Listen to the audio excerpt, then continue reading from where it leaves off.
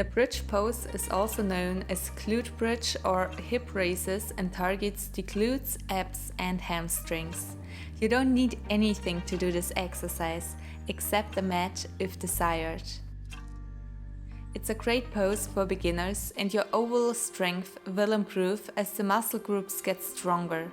A strong core will also improve your posture.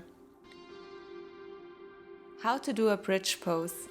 Lay on your back with your hands at your sides, knees bent and feet flat on the floor. Your ankles are in one line with your knees. Tighten your abdominal and buttock muscles by pushing your low back into the ground or mat before you push up.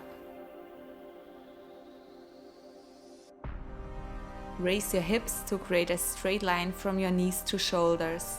Make sure that your knees do not fall inward or outward. Squeeze your core and pull your belly button back towards your spine.